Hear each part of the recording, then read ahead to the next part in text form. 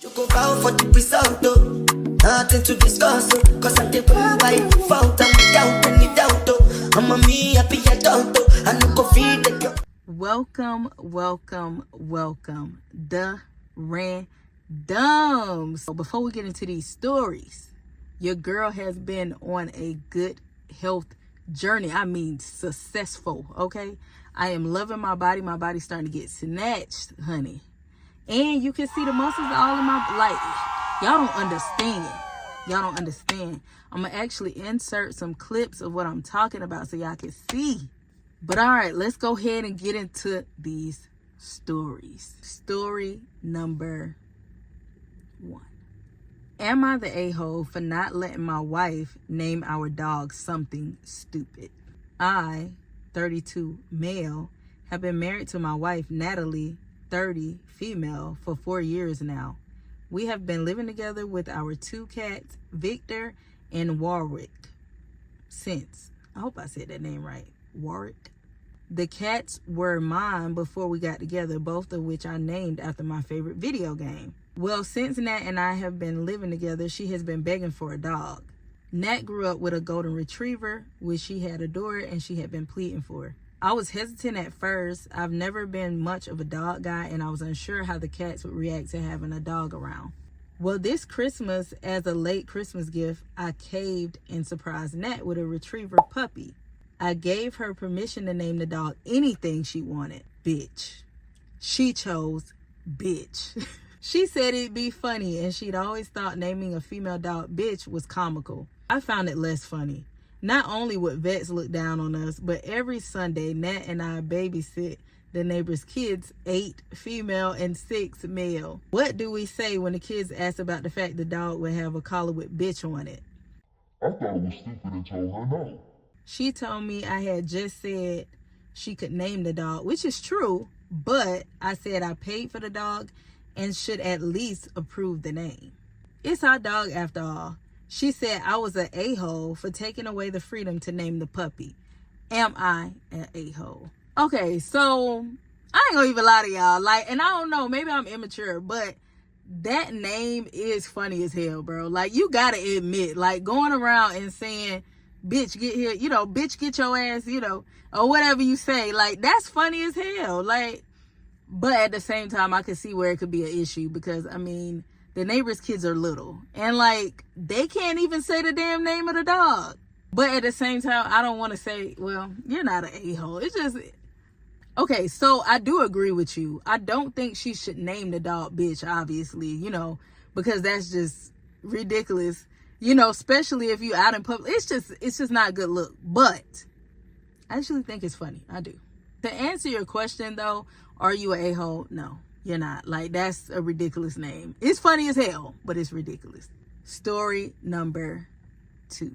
Am I the a-hole for refusing to let my disabled partner in a baking class use her condition to unfairly use me and gain favors from the chef?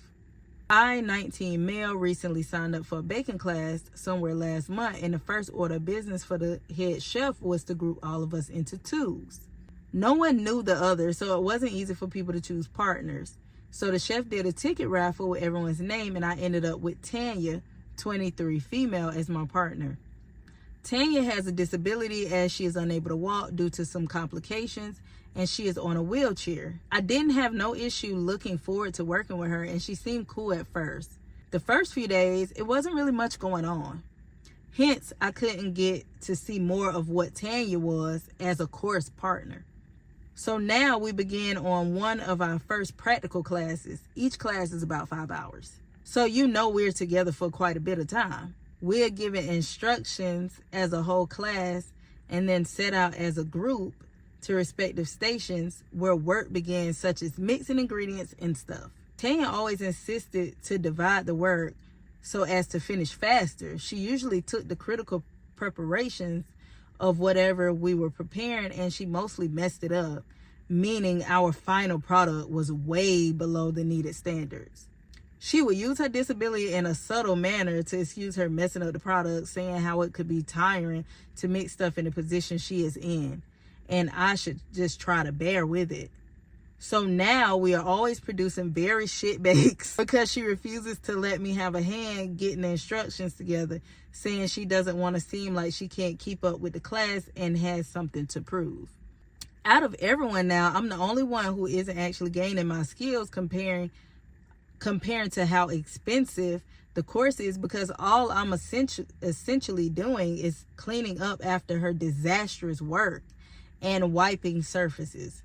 The funny thing is, our station is just next to where the chef is, and he sees all of these shenanigans while doing absolutely nothing. All he does is tell her how she is doing so great for her situation, but she doesn't understand, and this made her delusional on the quality of her work and made her insist on taking up more tasks. I got fed up because I wasn't learning anything, and a significant time was passing by, and I wasn't there to waste money. I spoke to the chef about the situation, asking about a separation, and he said it would be wrong to do that just because of her disability, and it wasn't right to do so. Well, I still insisted despite him ignoring the main issue. He gave in to my request, and now I participate in the class as an individual.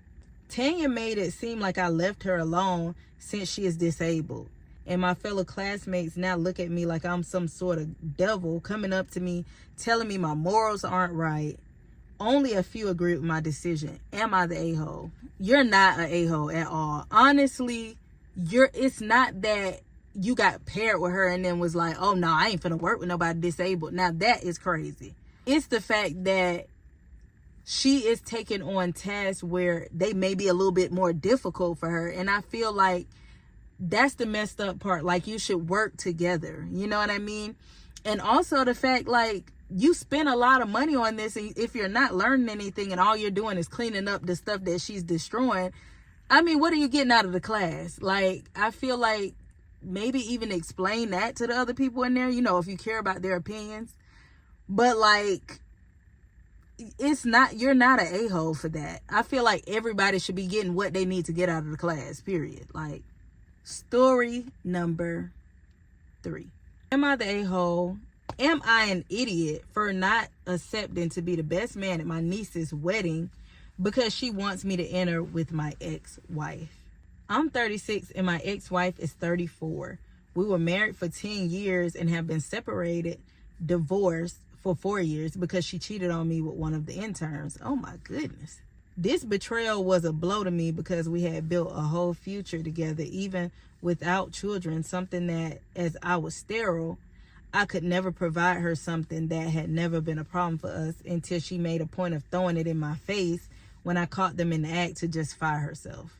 My whole family knew about it and stood by me in the separation, except my niece, who was always very attached to both of us and especially to her, said that I should forgive her, and although it hurt me, I couldn't go on with the marriage. After the separation, I was able to gradually rebuild my life and even found a new girlfriend who I will call Jane, 32, who has 2 adorable children, John, 14, and Ann, 6. And I love them as if they were mine, as you should. 4 months ago, I received the invitation to my niece's wedding and promptly accepted, until she told me that she hoped that my ex-wife and I would be her best man at the wedding. I was shocked, and I made a point of firmly saying that I could not accept the invitation, and that if she was a bridesmaid, I would not go to the wedding and much less enter together. She got upset and broke down crying. Now my family is telling me that I'm being too hard and that I should do this for the sake of my niece.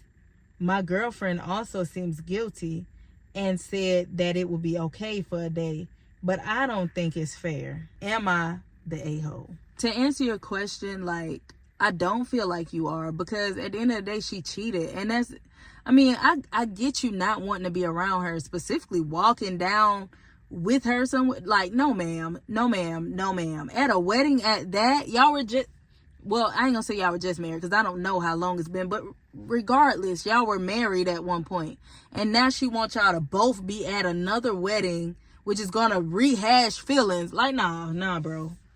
No, you're not an a-hole. And guess what? She'll just have to understand, or I just wouldn't be attending. So it's either one way or another. Like, she's gonna understand, or she could just bring my ex-wife and then I just won't come. I'll still send a card or something, but other than that, no ma'am, you're not finna disturb my peace, okay? But yeah, you guys, I hope y'all enjoyed this video. Like and subscribe if you haven't already. Comment down below. Let me know what you guys think. Share this video with your family and your friends. And also, I hope y'all been having wonderful weeks, months, years, all that. I will see y'all in the next video. And I hope you're having a wonderful day.